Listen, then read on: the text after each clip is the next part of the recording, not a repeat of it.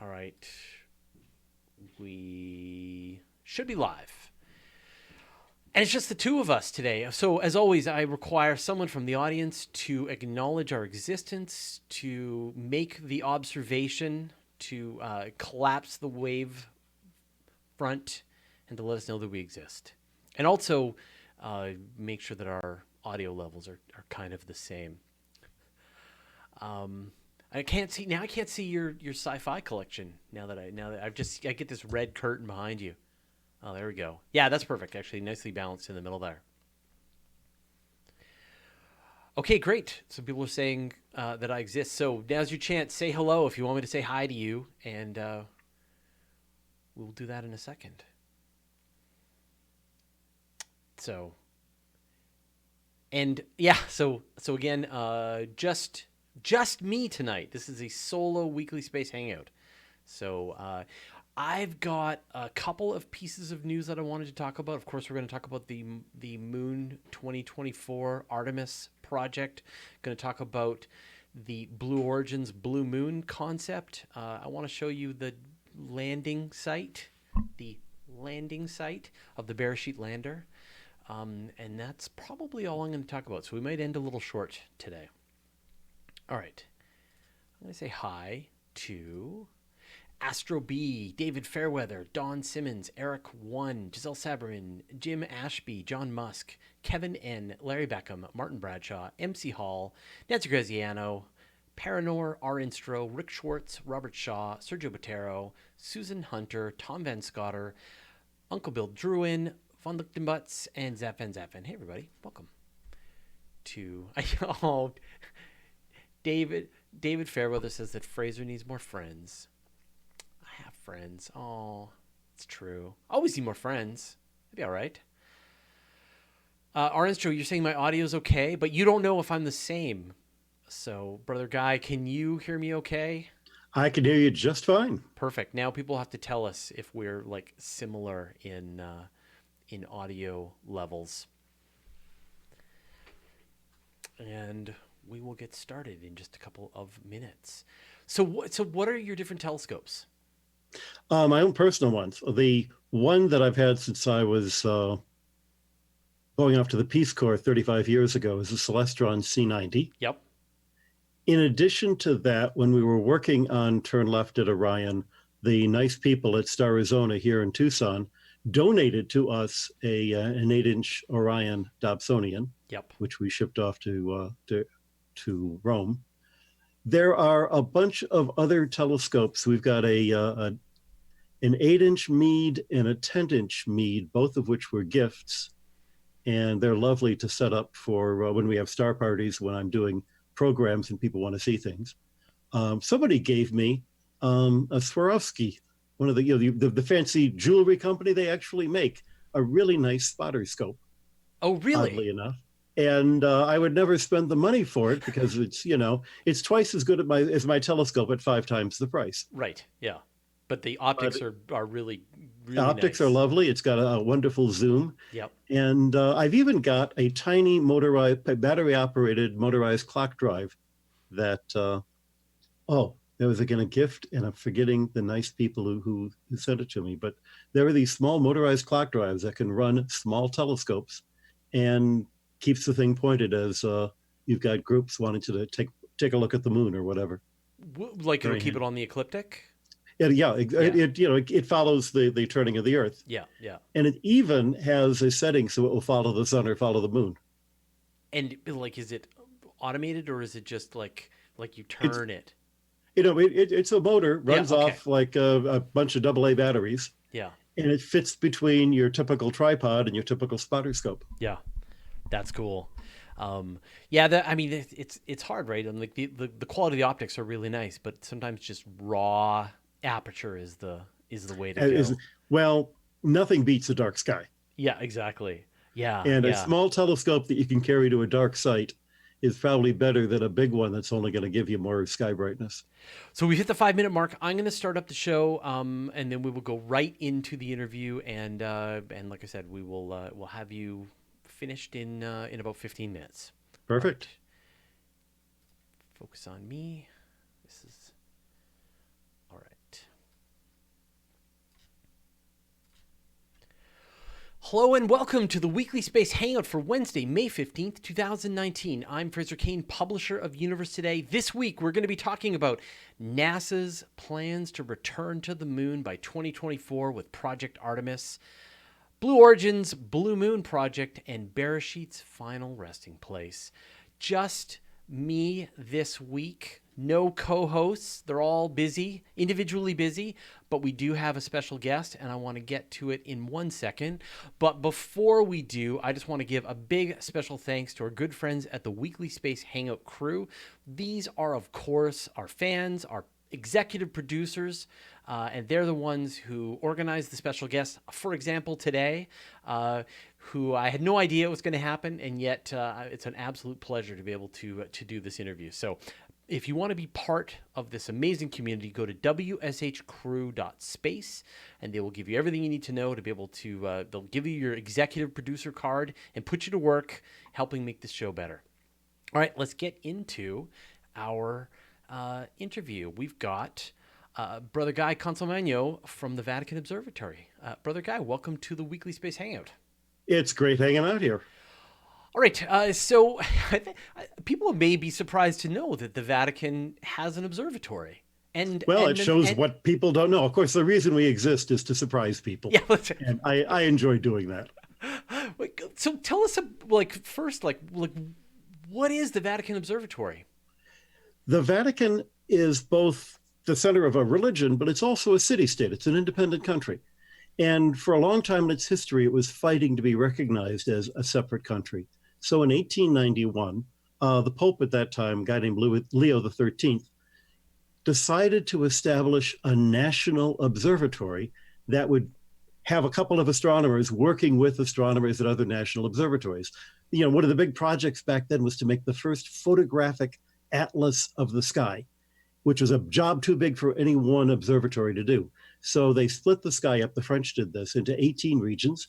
Every nation got a region. Italy got one region. The Vatican got a different region. And so they photographed the sky for the next 20 years and assembled the pictures into a giant photographic atlas, and even measured the brightest stars in those atlases to give you the coordinates of the brightest stars in that region. So that's the kind of international work that we've been doing. And traditionally, where had the Vatican Observatory been located?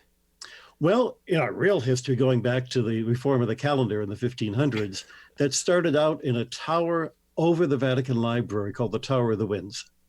And then in 1891, they built telescopes on the wall around the Vatican. So the wall that dates back to the invasion of the barbarians back in the 7th century. In 1929, Italy and the Vatican made up, signed an agreement. And at that point, Italy gave back to the Vatican some territory out in Castel Gandolfo, which was basically a resort area in the hills south of Rome. The popes used to go there for summers. And the astronomers went there in the wintertime. So there were 2 telescopes built there in the 1930s, wonderful Zeiss telescopes. And those were used basically until about 1980. And then light pollution made those sort of hopeless. Right. So at that point, the astronomers then basically bought a house in Tucson, Arizona, which is where I am now, and rented offices at the University of Arizona. In the late 80s, a guy named Roger Angel at the University of Arizona came up with a way of casting mirrors, what he called the spin casting method. You melt the glass, you spin it, it flows into a parabola, all sorts of advantages. He made one mirror, it worked. He went to his friends at the Vatican Observatory, said, "You want to build a telescope around the mirror, we'll share it." So now we've got a telescope on Mount Graham in a really dark site in southeastern Arizona, about 4 hours from here. And we share it with the University of Arizona. But the best part is the mirror, which is an F1 1.8 meter mirror with a Gregorian optics. You know, nobody ever did a Gregorian telescope that big, but the Vatican, we took a Gregorian chance. But the best part is Roger Angel made the mirrors, so we can say the Pope's got a telescope with a mirror made by an angel. Right.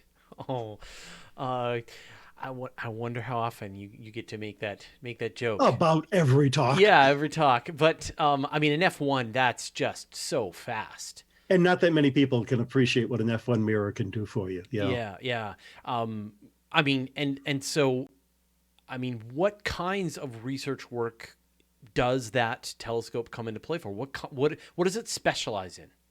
What's really good, because it's got a fast mirror, it means the optics are very squat. So you can put Gregorian optics, which is to say the secondary beyond the focal point, and the secondary is concave. So the secondary is really well figured. And together, without adaptive optics, we get better than 0.8 arc seconds of seeing. So what we do is imaging. Right. And then any kind of observing, photometry with various filters. The kind of thing you can do, it's a 1.8 meter telescope, but because it focuses so finely, it outperforms larger telescopes because all the photons are going onto the same pixel in the chip. We tend to do survey work because the other amazing thing you can have at the Vatican Observatory is I don't have to live on grants anymore. I'd lived off NASA until I joined the Jesuits and I was nearly 40. And when you live off a grant, you can do work for 3 years and you better have results or else you don't get the money again. But we can do long-term projects. So we've got people doing surveys of nearby galaxies to compare with the Hubble Deep Field. We have people doing surveys of open clusters using a system called the Vilnius filter system. We've got the work that I do is surveys of meteorite physical properties. It's taken 20 years to put these numbers together, but they're the standard everybody uses now. Right. But, when you've been at it for hundreds of years, long term projects take on a different meaning. Exactly. Yeah. So, how does the Vatican Observatory, you talk about this like does, as an astronomer and there are other people who work with your team as well, how does that sort of blend into the traditional publish or perish research field, publications of journals, etc.? Yeah, we complement it. All of us have doctorates in the same place as everybody else. All of us have colleagues working at those places trying to get tenure and trying to get publish or perish. The Vatican even started a journal back in the 1930s. One of those surveys they did was to measure the actual spectra of pure metals to compare against the spectra of stars. And they started a journal called Spectra Chimica Acta, which is still being published. Of course, Elsevier owns it now, like they own everything. I work now as a referee for journals. I've served as on panels, on NASA panels, choosing what proposals get funded. I even had the honor of being on one of the panels that chose the New Horizons mission of a while back. I was on the one that chose the Juno mission. Right. And that was great fun to be able to do that. The other really good missions that almost got chosen. Well, so the fact that we're not being funded means we're independent. Right. And you've had a chance to do this work for so long. You've had a chance to see some of these go through the entire cycle, from the initial idea through the funding process, through the construction of the spacecraft, through. So, have there been some, really meaningful, memorable events in this process? Well, certainly looking over the Juno mission was memorable for me. I remember as a student hearing about this mission that was going to go to Saturn called Cassini, and it was going to launch in like 1990. And oh my gosh, that was so far in the future. Why even think about it? And, Cassini has come and gone. What I think is most fascinating is to see how ideas that were radical and crazy have become commonplace. They say that when you come up with a great idea, first people won't listen to you, then they don't believe you, then there's one magic moment when they listen, and then after that you try to say, oh, everybody knows that. The version of that I love is that you don't have to worry about people stealing your ideas. If your ideas are any good, you have to jam them down their throats. I've never heard that, but I'm going to steal that. It's absolutely true. Yeah, no, it's not mine. It's a computer scientist's one. Yep. So, and that's definitely my philosophy as well, which is just like, give away your ideas as quickly as you can. Don't worry about it. But that's absolutely, because if you're worried about credit, I've gotten credit for things I didn't do and not gotten credit for things I did do. And after a while, it all starts you hit 60 where I am now, and you realize, what difference does it make? Yeah. So what are some of those wonderful ideas that has really kind of made that transformation from almost out there to, accepted wisdom at this point. Right. Well, the very first scientific meeting I went to was in 1975 at Cornell on planetary satellites. And Bill Hartman got up with this crazy idea that the moon was formed by something hitting the Earth in a giant impact. And everybody else is going, ooh and ah. And then Al Cameron gets up and he says, yeah, I had that idea too. And here's a couple of other things we noticed. And it was great because it wasn't him trying to say, get out of my way, it's mine, but rather, we can collaborate on this. This is actually a fun idea. And the Apollo astronauts brought back moon rocks that helped give further credence to that theory, which is sort of wonderful to have boots on the ground actually be able to confirm it as well. One of the joys of science is seeing all the ideas that were wrong, but almost wrong. When you publish paper, people want to say, oh, get as many references as possible. There was a paper published right after the first moon landing that said the white inclusions in the Vatican Meteorite were pieces of moon rock. And it took about 2 seconds of analysis to show that was wrong. But that paper got cited over and over and over again as everybody proved it was wrong yet again. Right. Well, then that's contributing some meaningful science to the process. Yes. One of the joys being at the Vatican is you get this historical perspective on things. We've got a library that goes back to the 1500s. The Vatican gave us all of their modern science books, which is to say printed with a printing press.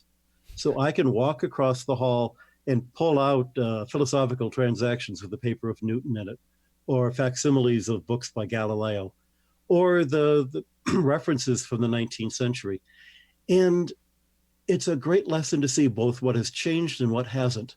The big thing to me in the field of science that's changed is up until about the 1960s, most papers were written by one or two people, usually elderly white men. And I've got nothing against them. I plan to be one someday. I'm working on myself, yeah. But you realize today most papers have 10 or 15 authors, a wide variety of backgrounds, men and women, more and more people of color in the world now. And I don't think we'll ever go back to the bad old days. Mm-hmm. Well, and I mean, when you look at, say, 2017's Kilonova event, there was, I believe, thousands of astronomers all working together. I think a third of the entire field was on that paper by the time. Yeah, pretty much. And it's a level of coordination and cooperation that, as you said, we're not going to go back to the bad old days. I mean, you can collaborate with people you've never met. Yes. Which is kind of amazing. I've met people at meetings and go, oh yeah, we were on a paper once, weren't we? Now you've got a couple of books that I want to quickly mention. One is more recent than the other, but I think the classic, of course, is Turn Left at Orion, which many people are going to have on their bookshelves. And this is a new edition. It's the 5th edition. What we've done is we've given up trying to put tables of where to look for things because we realize everybody's going to look that up on the internet anyway. So rather than trying to tell you where to look for Uranus or Neptune, we tell you what to look for if they happen to be up.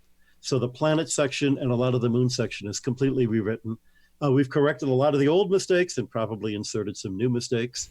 The first edition of this book 20 years ago, we managed to misspell Betelgeuse the entire way through the book, one side to the other. And you just had hoped it would explode before then and no one would catch it. Exactly, right. Yeah. But it's still the book I need to go to a small telescope and find something. Perfect. The other one, which is now out in paperback, it came out first, I think, in 2014, but the paperback is a whole lot easier, has got this great title, Would You Baptize an Extraterrestrial? And the subtitle, which I originally was going to have, and all the other stupid questions people keep asking us. But all the wonderful inquiries, the curiosity. And actually, they're not stupid questions. So it's, what about the Big Bang versus Genesis? What about the Star of Bethlehem? What about baptizing ETs? We even have a chapter there about Pluto. And I point out I was on the committee that reclassified Pluto, and it was not a demotion. If you think that somehow being a planet is better than being some other kind of object, you're guilty of planetism. Poor Pluto. Wouldn't want to have that happen to you after all. Well, I know you got to run. I just want to thank you so much for joining us today. If people want to follow what you're working on, where can they go? There is a website called Sacred Space Astronomy.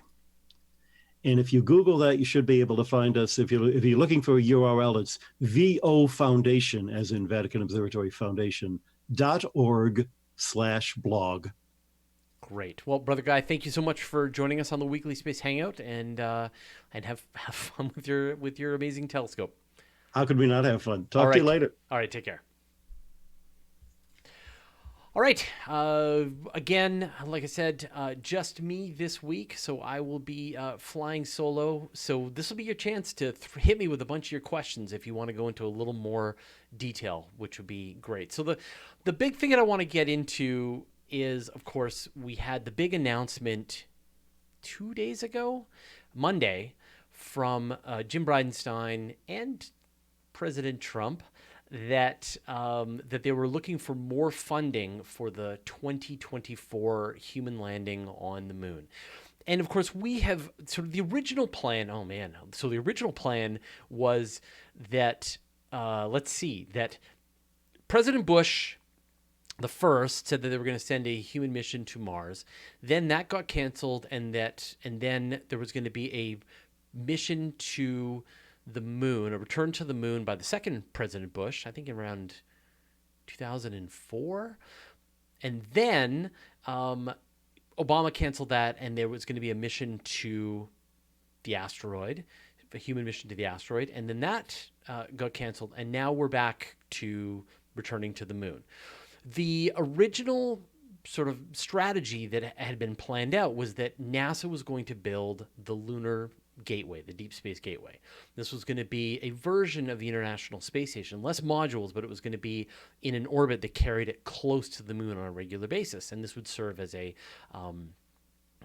setting off point to the rest of the solar system. The launcher that would do this would be the Space Launch System, the SLS, and then the capsule on board would be the Orion capsule. And so the astronauts would get into their Orion capsule, they would fly on the SLS to the gateway, they would install another part to the gateway, the various modules, and they would build it with this stack of systems. So we got rumblings in the last couple of months, even into during last year, that the president and especially Vice President Pence wanted to push for an actual boots on the ground moon landing. And so NASA came back and proposed the 2028 as a day to actually set boots on the ground. And, probably a certain amount of this is a bit of a competition because the Chinese are absolutely moving forward with their plans to go to the moon. They've had multiple space stations. They're building a new space station. They have they've put multiple landers on the moon, and they are moving towards actually having humans go to the moon.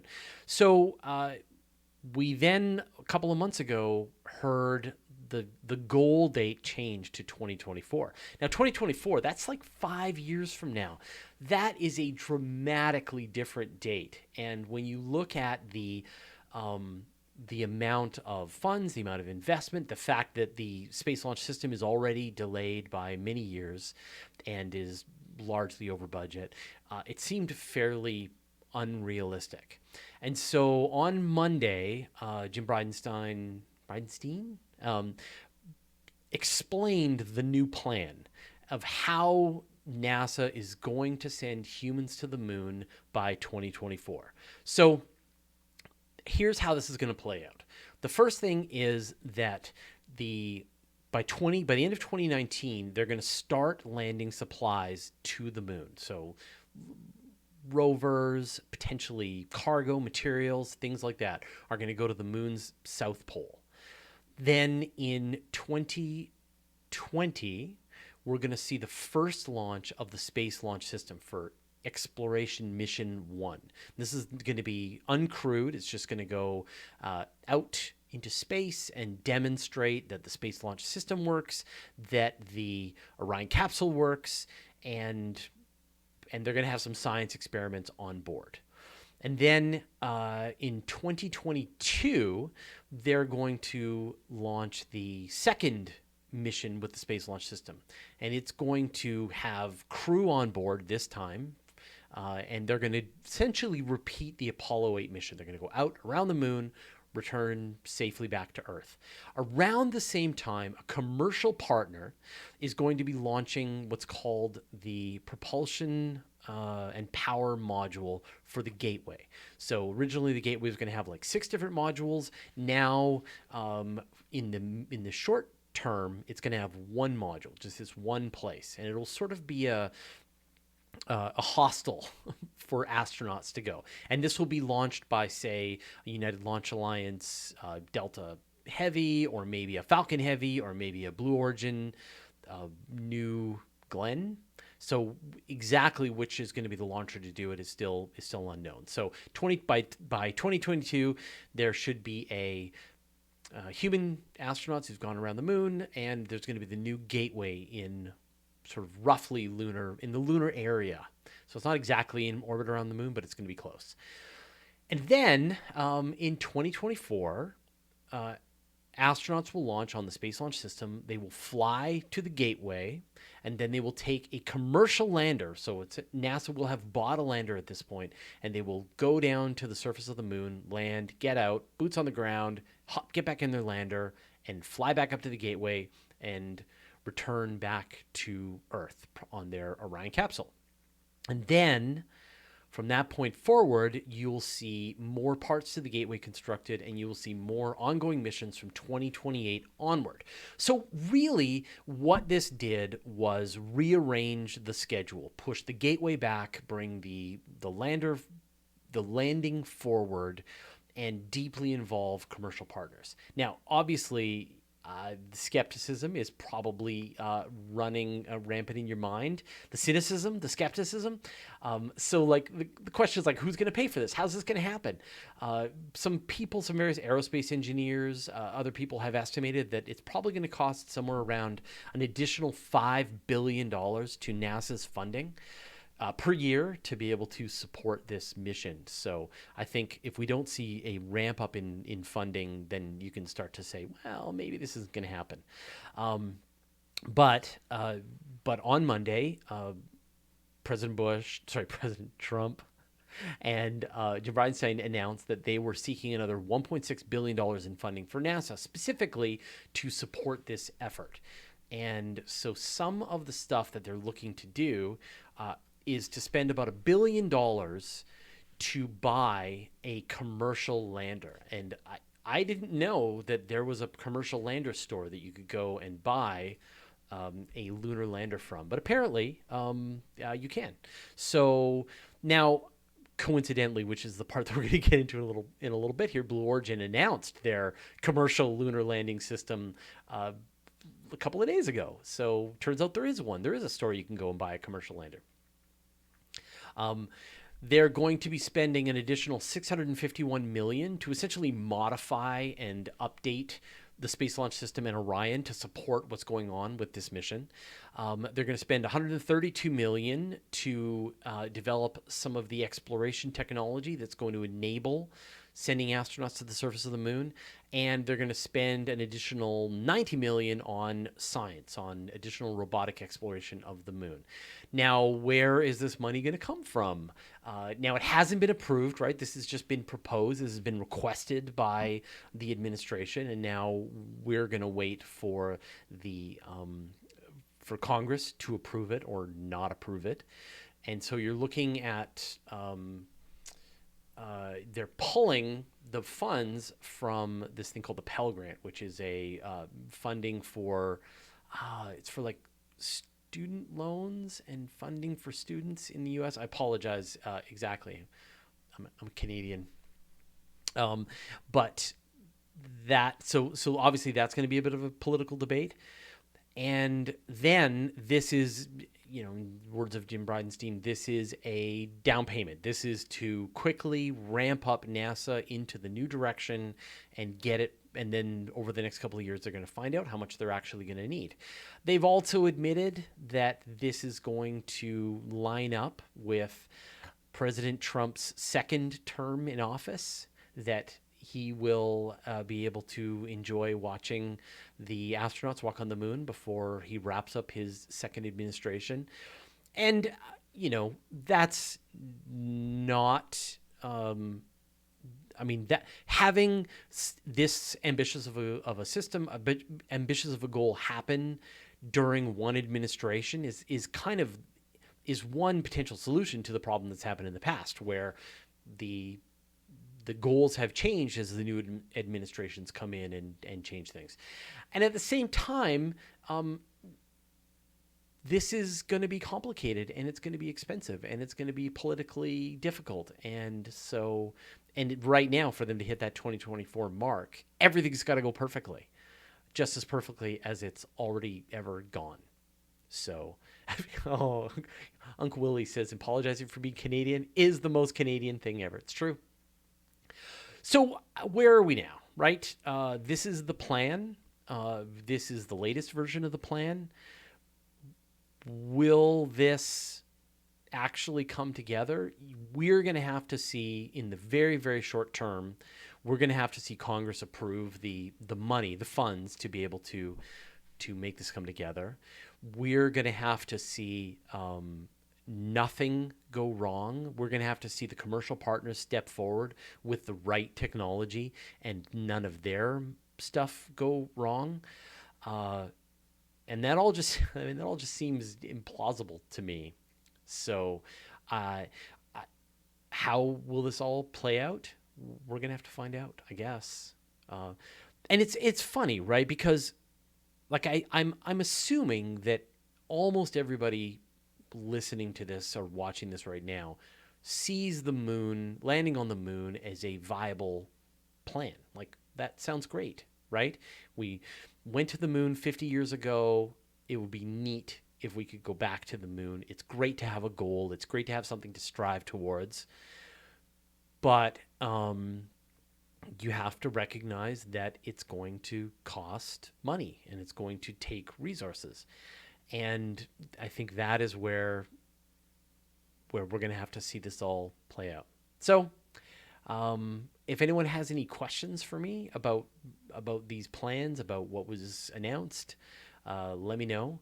Obviously, we will be announcing it step by step as we go through the coming year, and we'll know almost instantly if it's going to fail. Because if it doesn't get the funding, then it's going to be really hard for them to hit that 2024 deadline. And we're probably going to need to see the funding go up for it to match. All right. So why don't we get into the second thing, which I want to show you the video.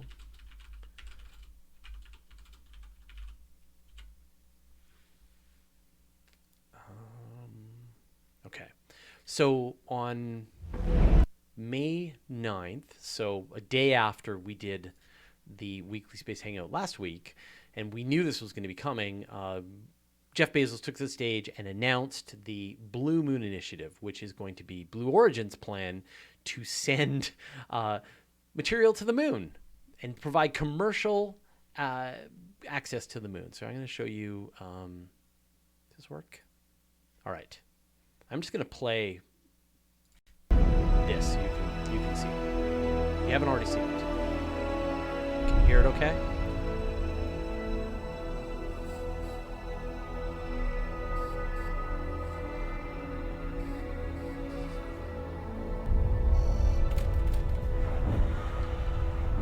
So you can see this is the Blue Moon landing system, and so one of the things it'll do is it'll be able to deliver spacecraft to lunar orbit as part of its process. Then it's going to be able to deliver cargo and scientific instruments, rovers, spacecraft, etc., down to the surface of the moon. In its main configuration, which is this one, it's going to be able to land a couple of tons down on the surface of the moon, which was actually pretty exciting. But then the other thing that it's going to be able to do, and I don't think they show that in this video, is they're going to show, they have a sort of an upscaled version with a much larger fuel tank that's going to be able to carry a lunar lander down to the moon. So this absolutely matches what the administration was looking for. The little rovers on the moon. apologize to people listening to this as a podcast because you won't see any of this really cool science fiction landing on the moon. So it does, just to be devil's advocate to myself, right? You've got Blue Origin announcing their plans to be able to send cargo deliveries to the moon. That covers a lot of what NASA is looking for. At the same time, SpaceX is turns out they're building a second Starship in Florida. At the same time, they're building one in Boca Chica. So you've got SpaceX planning to do orbital tests of the Starship next year. And then you've got as well United Launch Alliance with their new Vulcan rocket. So I think you're going to see the capacity to be able to launch the Deep Space Gateway portions. The construction of the actual Deep Space Gateway is moving forward. The power and propulsion system, lunar rovers, like all the pieces are there. And theoretically, it could all come together. And I guess that's why NASA was willing to sign its name to this plan. And now it's just a matter of every single thing going right. And of course, this was actually part of Jeff Bezos's larger plan to send sort of what he sees as the future for space. So the Blue Moon Initiative, being able to send cargo to the moon, is the first step. What Jeff Bezos really sees for the long-term future is that the humans becoming a spacefaring civilization and expanding out into space as a way to protect the environment on Earth. Because whenever you get a closed system, right, the expectation is that you will sort of you will fill up all the available space that you have. You will use all the available resources and essentially wipe yourself out. And so either you stagnate and conserve here on Earth, or you expand out into the solar system and acquire more resources and use that as a way to not have to stagnate and decline. And it was interesting how much negative response that got from a lot of people in the Twitter sphere. I would say it was mostly a negative response from people that essentially people were saying we should take care of the environment first. We should fix the Earth before we go to space. And I hope a lot of people have heard my response to that. So it was interesting how it almost seemed like a mistake. Like Jeff Bezos was showing off pictures of O'Neill cylinders, and people were getting really mad about it, which was funny to me. So anyway, that happened. Astro B wants me to talk about the SpaceX launching Falcon 9 to send the Starlink up to low Earth orbit.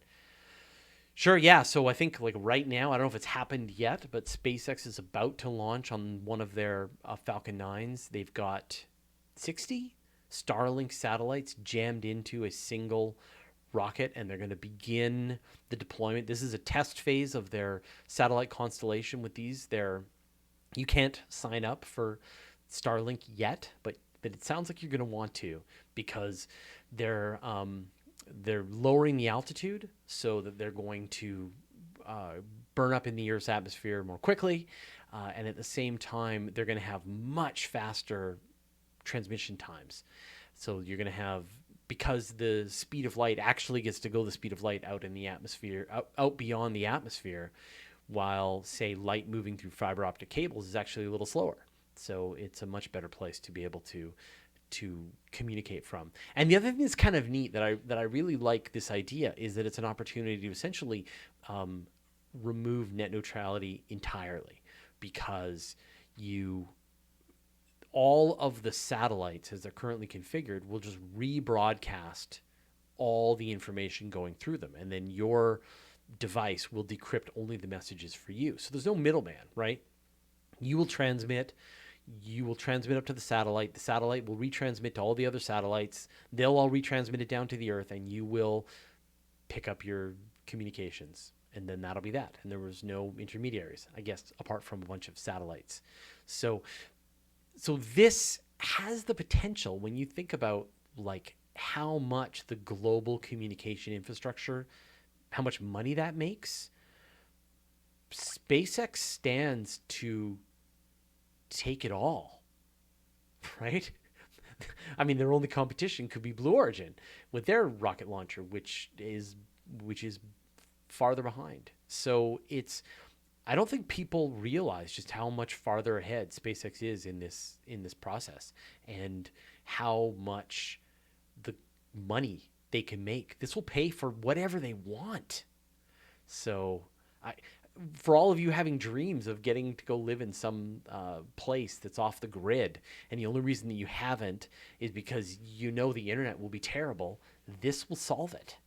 So it's going to be pretty amazing, and I think we'll see. And because it has this lower altitude, these satellites are going to be crashing back into the atmosphere relatively quickly, so they don't actually cause a space pollution problem in the way that almost anything else does. So, for the people who are worried about the additional space junk, actually, this low altitude is the best solution for space junk.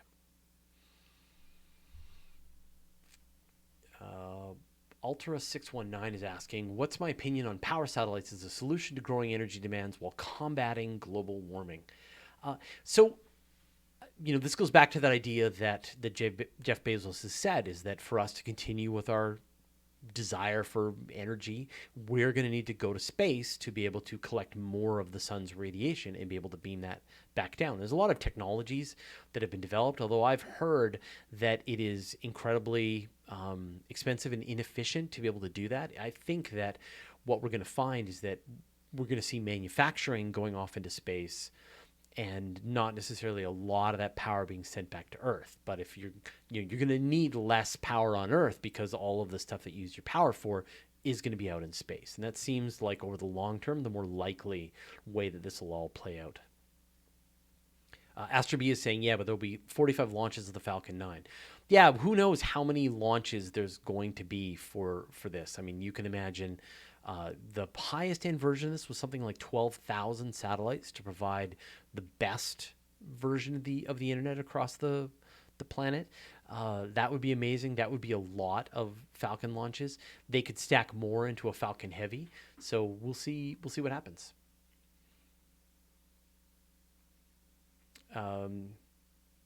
So the last thing that I wanted to show you before, and we can do questions, we can wrap up today's show, was we got this picture from the Lunar Reconnaissance Orbiter. I just want to show this to you. So Beresheet, this was the plucky Israeli private lunar lander, which we watched them lose control of a couple of weeks ago. The Lunar Reconnaissance Orbiter has spotted the landing site, and here it is. And so this is what it looks like after. We've got this sort of black smear on the surface of the moon, and here's the location before. You can see the flip back and forth. So that's where it landed. But of course, we now know that Beresheet 2 is in the works, and so hopefully the next one is going to work much better. So, all right, if you guys want, we can take some questions, and if I don't see any questions, I guess I'll just wrap up this week's episode of the Weekly Space Hangout. Von Lichtenbutz is asking, hey Fraser, care to talk about the Lightsail 2? I don't know that much about Lightsail 2 specifically. I know that they've packed it up and it's going to be launching on a Falcon Heavy shortly, and we should have somebody from the Planetary Society talk to us here on the show. But this is, of course, their next test of a light sail, of seeing if you can use the sun, the illumination from the sun, as a method of propulsion. And I'm pretty excited about this idea of a solar sail, because they don't require any propulsion. You could attach a solar sail onto almost any spacecraft out there and be able to, like, perform various course corrections and even orbital changes over long periods of time just using the power of the sun. And it would be great to have a more sort of a dependable version of this that just gets attached to almost anything. Nancy's tried to get Bill Nye on the show, and will continue to try to do so. Bill Nye's busy. There's a lot of other people at the Planetary Society. So anyway, didn't he just like light the planet on fire? Frank Tippin is asking, is there a lunar stationary orbit? Right. So there would be a version of the lunar stationary orbit, like the geostationary orbit. I don't know how far away it is from the moon. Um, so I don't know what the exact point is, and I don't know what the impact would be, what the Earth's orbit is, and how well that makes it stable. In general, orbits around the moon are not super stable because the Earth's gravity messes with them all. Neil Yu says, "Let's get Zubrin." Yeah, Robert Zubrin has released a new book called "The Case for Space."